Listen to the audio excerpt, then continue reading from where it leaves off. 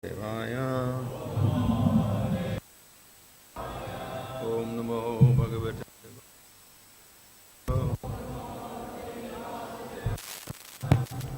Krishna Padaya Krishna Prasthaya Buddhadaya Srimati Bhaktivedanta Swami Niti Namane Namaste Saraswata Deve Gauravani Prachadane Nirvasesha Shunyavani Pasatade Shatarane Sri Krishna Chaitanya Prabhu Nityananda Sri Advaita Gadadhar Shivasri Gaur Bhaktivinoda Hare Krishna Krishna Krishna Hare Hare Hare Rama Rama Rama Hare Hare. Reading from Srimad Bhagavatam, Canto 10, Chapter 29, verse 46, is it? 45. Nadya Pulinam Avishya Gopi Birhima Avakulam Justam Tarananandi Kumud Amoda Avayuna.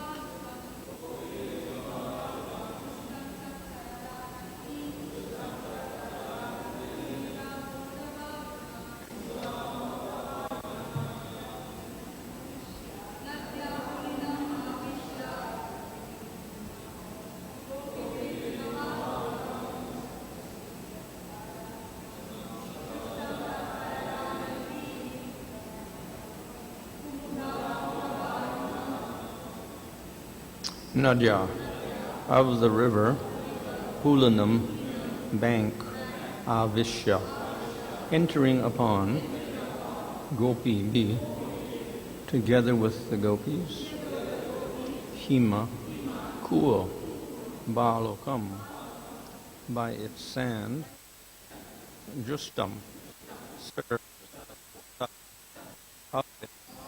Tarala, by the waves, Nandi, joyful, Kumuda, of the lotuses, Amoda, fragrance, Avayuna, by the wind. Translation: Sri Krishna went to the bank with the gopis to the bank of the Jamuna, where the sand was cooling and the wind, enlivened by the river's waves, bore the fragrance of them.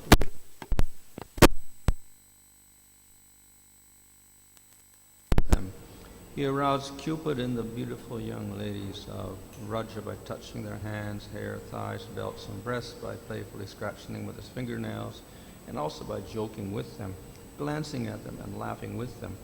In this way, the Lord enjoyed his pastimes.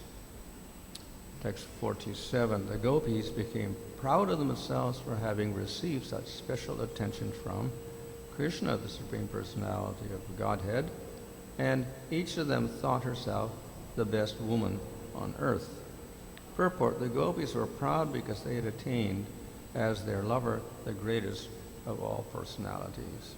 So in a sense they were proud of Krishna. Also the pride of the gopis was a pretense created by Krishna's pastime potency in order to intensify their love for him through separation. In this connection, Srila Vishnu Chakravarti quotes Bharata Muni, Natya Shastra, Navina Vipralambe na Samboga Pushtam Asnute. Direct contact is not fully appreciated until separation has been experienced. Lord Keshava, seeing the gopis too proud of their good fortune, wanted to relieve them of this pride and show them further mercy. Thus, he immediately disappeared. Purport: the word prasadaya here is significant. Lord Krishna was not going to neglect the gopis, Rather, he would increase the power of their loving affairs by making another spectacular arrangement. After all, the gopis were basically proud of Krishna. He also made this arrangement, as we shall see, to show special favor to the beautiful young daughter of King Vrishabhanu. Thus, in the purports of the humble servants of His Divine Grace, A.C. Bhaktivedanta Swami Prabhupada, to the 10th canto, 29th chapter, Srimad Bhagavatam, entitled Krishna and the Gopis meet with the rasa dance.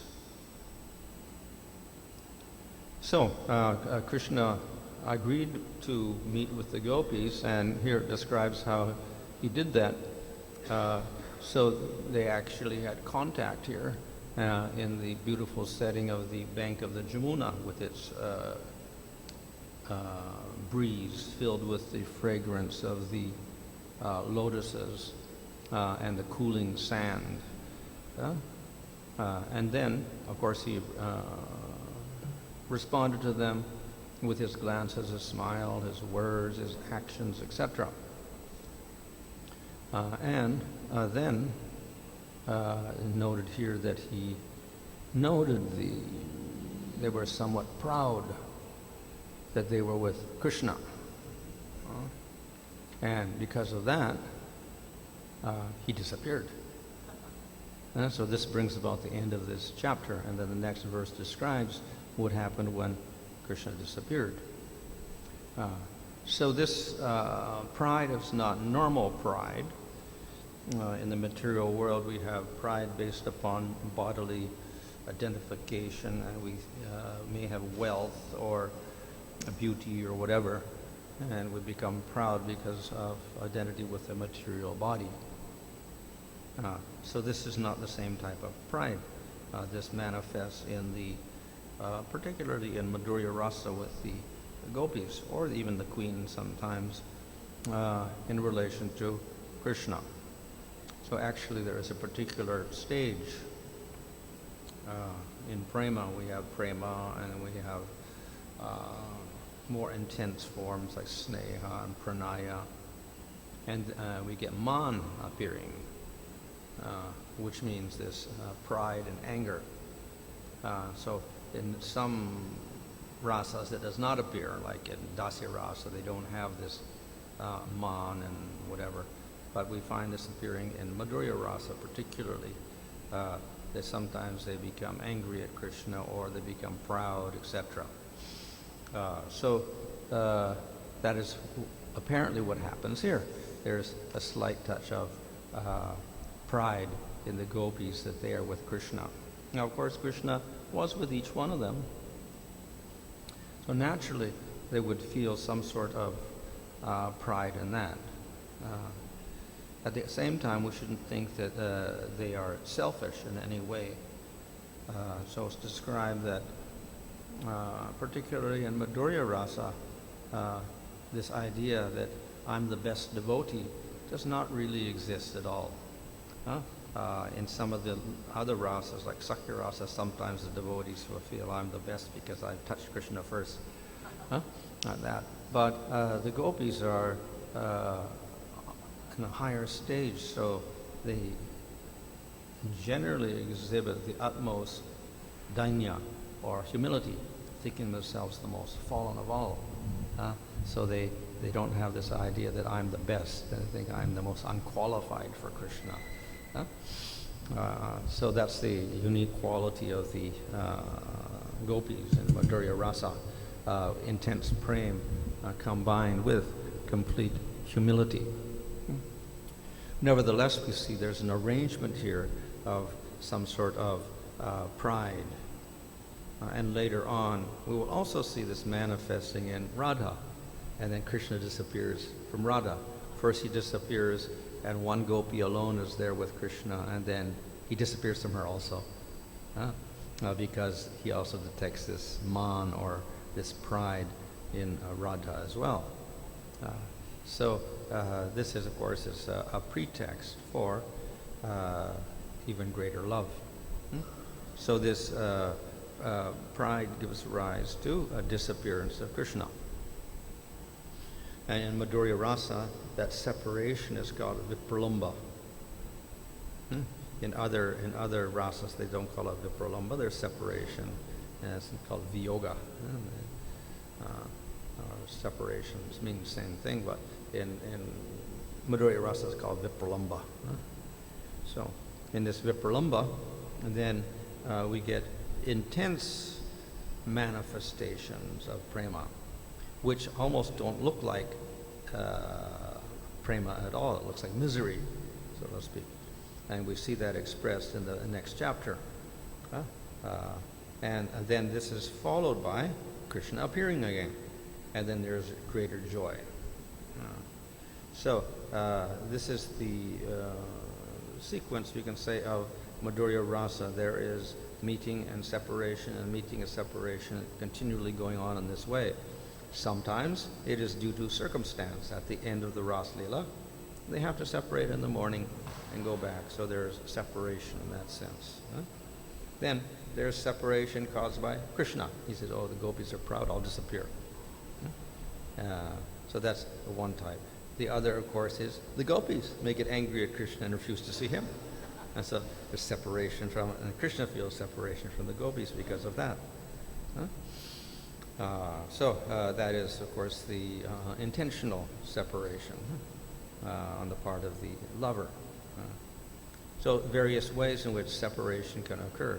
There's another type of separation that is not separation at all, but they feel separation.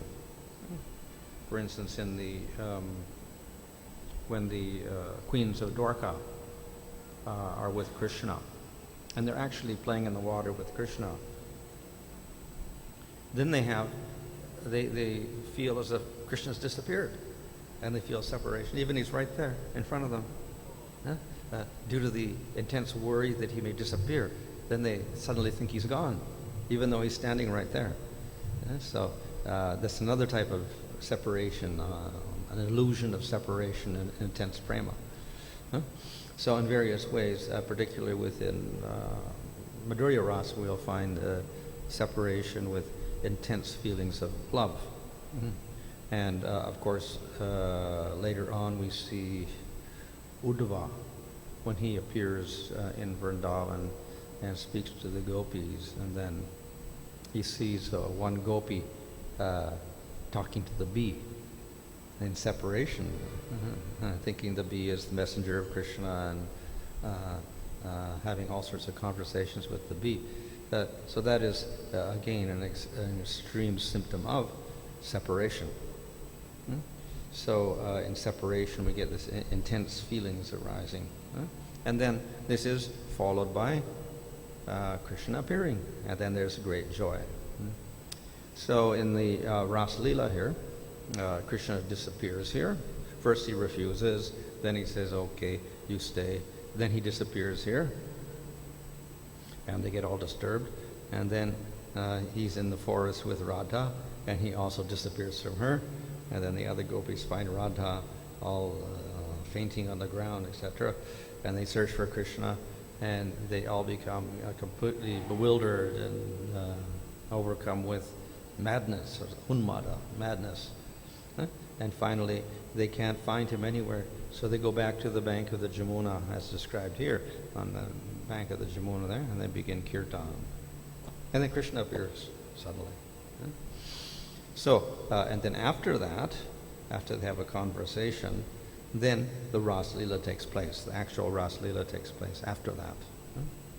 So, just to lead up to the Ras Leela, we have this refusal, meeting, separation, and then finally meeting, and then we have Ras Leela. So within the Ras Leela itself, there's this separation taking place. And after the Ras Leela is over, then there's separation again, because they must return in the morning to their houses. And then again in the evening, meeting again. So there's continual separation and meeting, separation and meeting. Some of it is caused by the circumstances, the daytime or whatever. Other is caused by Krishna. Other is caused by gopis. And in this way we get some different types of separation manifesting, which causes increase in their prema. So here there's actually Bharat Muni is quoted here saying that without that vipralamba, then the rasa is not nourished properly, it doesn't increase properly. So here Krishna arranges for a separation in order that the rasa will increase to the point where they take part in the rasa dance.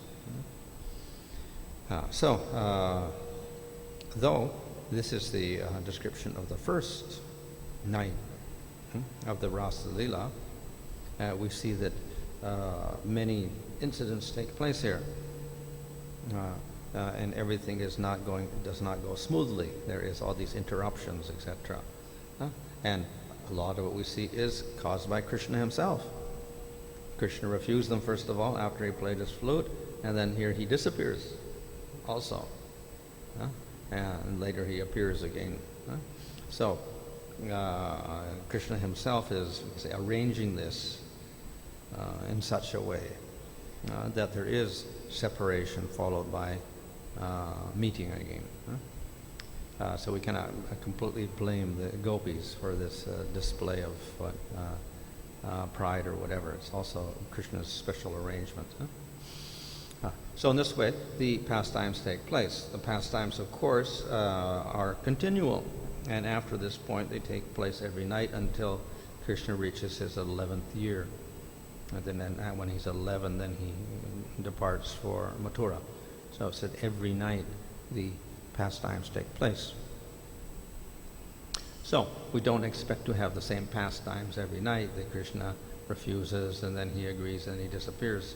There are variety. So this is only the first night that this happens. Other nights, other pastimes take place, not these particular pastimes. So this is just a sample of the nights, taking the first night.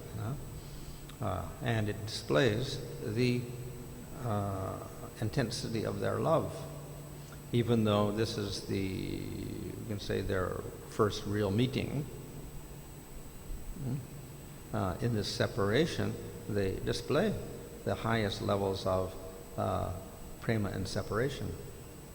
When we see the next chapter and the various responses to separation, we see that they are at a very, very intense level of prema, in spite of the fact that this is just the beginning of their relationship with Krishna. Which shows their exalted status as devotees. They have intense love for Krishna, and therefore spontaneously these different symptoms begin to manifest. So in this way, the first part of the Rasa Lila is described here, this introduction. This is again followed by this separation, and the separation itself is quite, prolonged. The description is very prolonged. And then finally there is a description of the Rasa Lila itself, a detailed description of the rasa dance with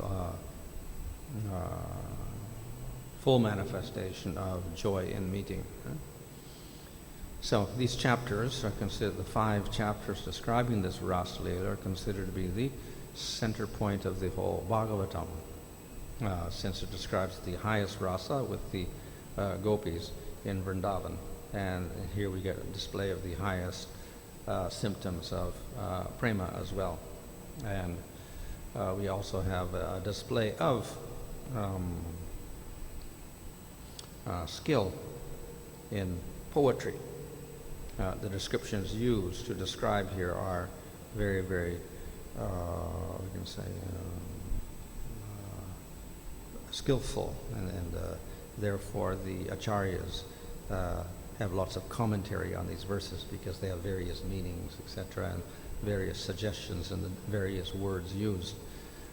So in this way, the chapters themselves have great commentaries, not only by Gaudiya acharyas, but all acharyas have written upon these, and Vallabha, etc., very elaborately, because we have various levels of meaning also, and the sentiments of the gopis and the sentiments of Krishna are quite complex in expression, so therefore various shades of meaning are there, various interpretations of the words and the meaning are there as well.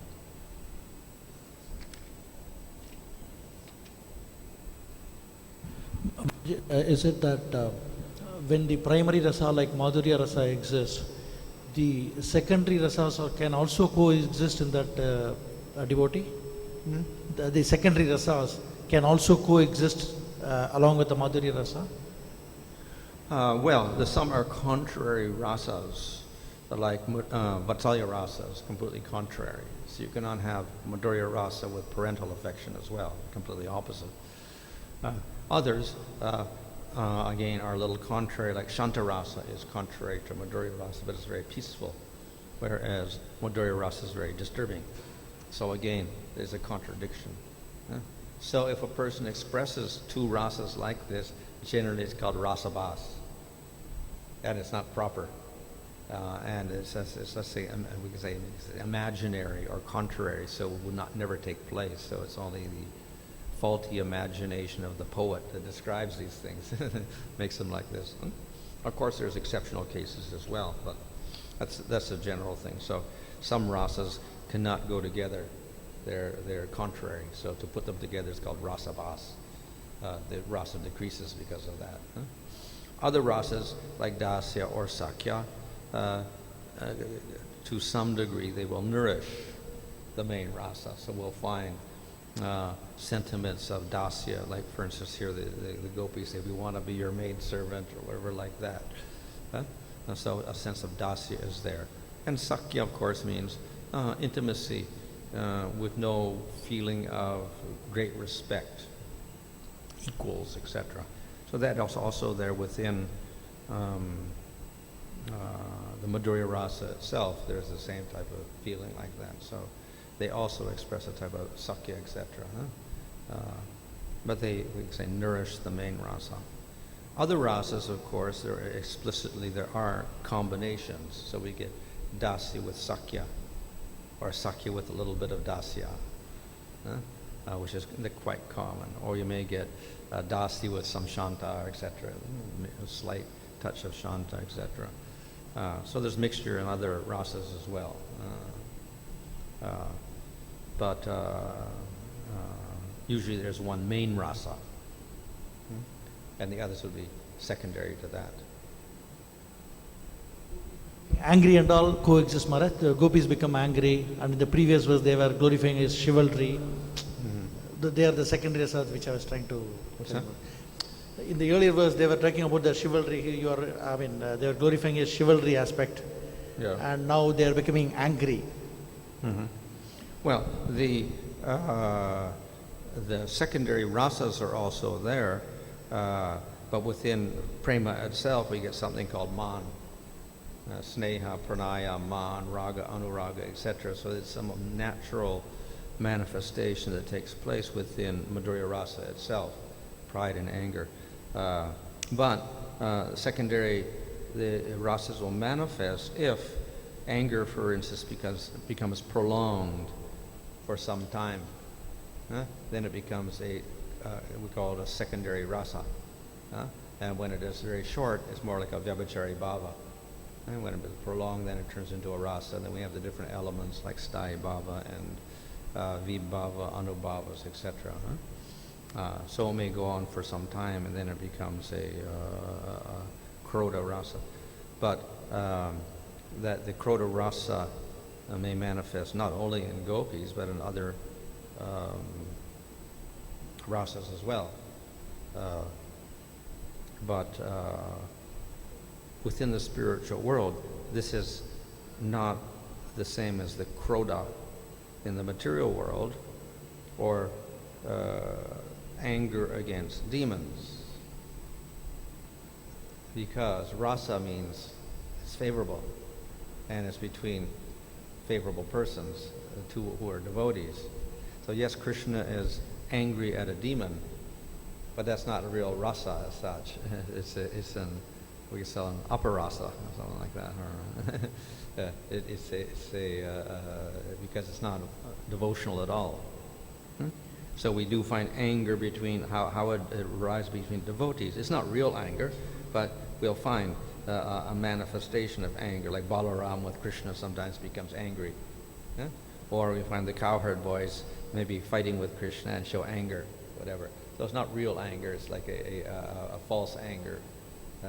as they also have virya and other secondary rasas manifesting where they fight with each other like that. But it's actually their devotees, so it's in this way, that's the real Krodha, secondary rasa. Huh? Maharaj, with regard to for instance, gopis prema, does the intensity ever increase, or is it as a standstill, or it can fluctuate? Oh, yeah. It fluctuates. There's different levels. Sometimes it is, we see there's, sneha, pranaya, man, rag, anuraga, mahabhava. So it's not always at mahabhava. Sometimes they'll manifest raga or anuraga, etc. So there's, and of course mahabhava is more intense. So it fluctuates between different intensities according to the time and the situation within the pastime. The gopis are considered to be so advanced.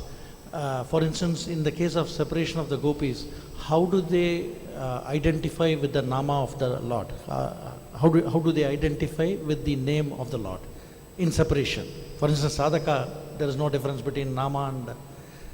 Well, we find that the name, of course, is prominent there in all times.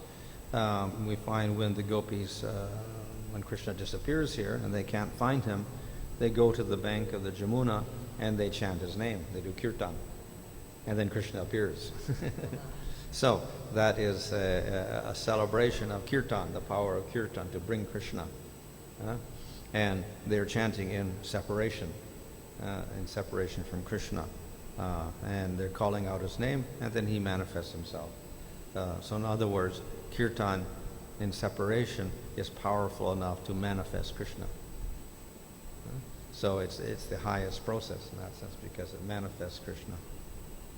But again, Indra becoming proud, that's also considered to be the arrangement of the Lord, which is the Lord's divine potency arranges for him to become proud. Here also we see the gopis becoming proud, that's also the Deva Shakti. Is there a difference in those two categories, Maharaj? Is there a difference? Between? Indra becoming proud is also the arrangement of the Lord in one sense. Yeah. And here the gopis becoming proud is also by the will of the Lord. Yeah, of course it's a little different because intrinsic to Madhurya Rasa is this man, one of the levels. We have sneha, pranaya, man, rag, anuraga. So it's one of the natural manifestations within Madhurya Rasa itself.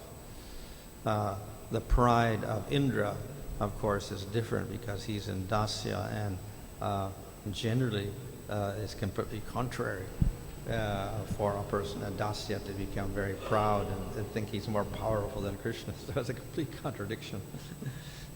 So it's not the same. It's not intrinsic to dasya, that type of man. It is contrary, actually. So this is, we can say, an appearance as if material, almost. Material pride in his position. So that's an arrangement of the Lord for his pastimes. Also, just as Arjuna forgets himself in the battle of Kurukshetra and throws down his bow and arrow, etc. That's Krishna's arrangement again for certain pastimes. Maharaj, when Lord Krishna can disappear from even Radharani, that means he is not answerable to anyone. According to his whims and fancies, he appears and disappears. Then when Radharani branded him that he is a sinner by killing a bull, then where the Krishna Kund was created, then he tries to give explanation to Radharani that he is not a sinner by bringing all personification of Ganga, Saraswati and so many rivers so that he bathes in. So how do you explain both? That here he is trying to give explanation to Radharani when she branded him that he is a sinner. But on the other side, he disappears from Radharani once she gets pride. So how do you explain both ends? What's the relationship between the sin and the disappearing?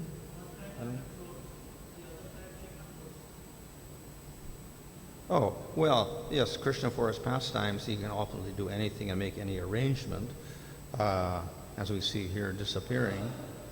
But ultimately, even this is in relation to devotees. Why does he disappear? To increase the prema of the gopis. But the increase of the prema of gopis actually is related to his own prema. So in order for him to experience prema, you can say that he also disappears. So therefore, his own activities are also related to the prema of the gopis. So in that sense, he's under their control, again, ultimately.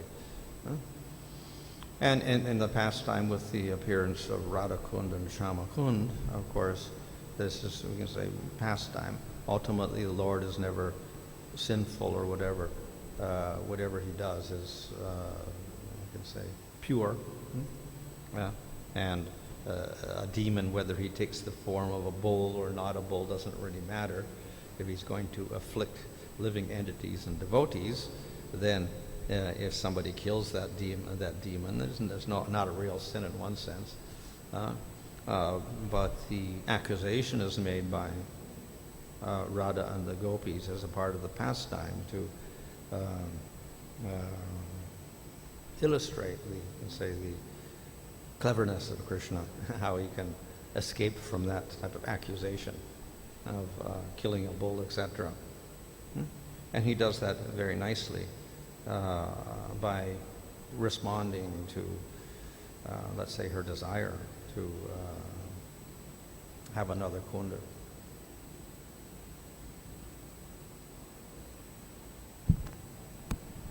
Maharaj, you are explaining about different kind of separation. When Krishna and Gopi together, Gopis knows this, Krishna is going to separate from us soon.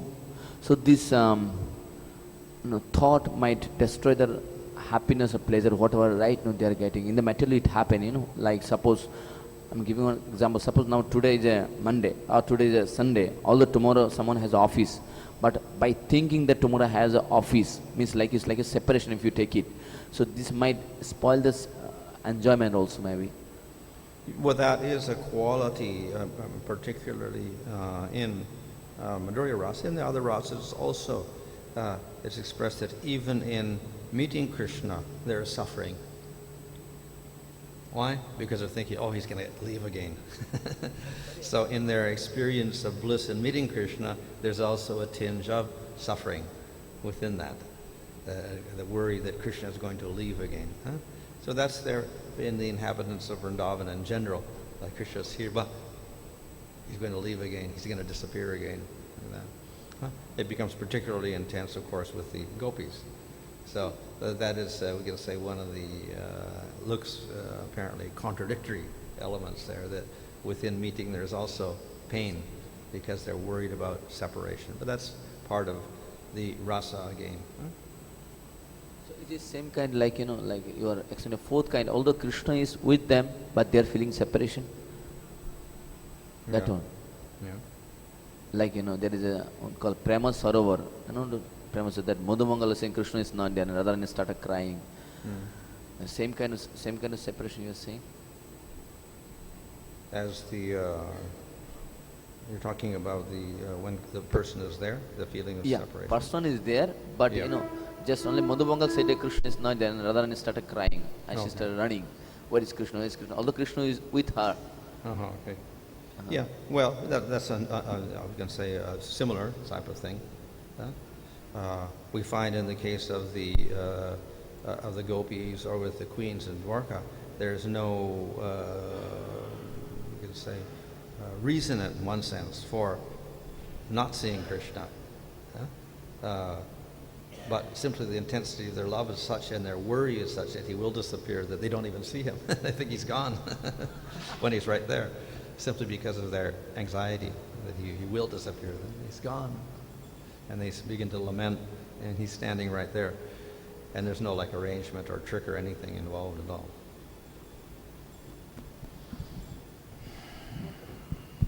Maharaj, so the Lord performs pastimes. The primary reason is to give pleasure to the devotees or to experience the pleasure? Well, the two things are simultaneous, more or less. Like when Lord descends to the material world, we say, no, Maharaj, like Lord comes primarily to give pleasure to the devotees, that is primary, and secondary is to annihilate the demons. Yeah. So, like, if it is simultaneous, Maharaj, then how do we understand about Atmarama? Huh? I mean, if both are simultaneous, then how do we understand Atmarama? I mean, like Lord is self-satisfied, but then he is... No, well, Krishna is the enjoyer, so Krishna experiences bliss. So he gives bliss to the devotees, and he experiences bliss. We can say each causes the other, in one sense. One is the cause of the other, mutually. Maharaj, and I mean, the holy name is non-different from the Lord. So when we say that it is non-different from the Lord, does it mean that chanting the holy name will also, I mean, by chanting the holy name also one can experience the emotions and the feelings like which gopis are experiencing in Ras Leela? I mean, the physical emotion or feeling. Can that be also relished by chanting holy name? Is it? No, that's the conclusion, that chanting the holy name brings to the highest level of realization. Even without physical contact, still that can be felt. Without physical contact of Krishna, still that can be felt. Chanting the holy, by chanting the holy name of the Lord. Like Well, if one chants, then one realizes Krishna, so then it becomes present.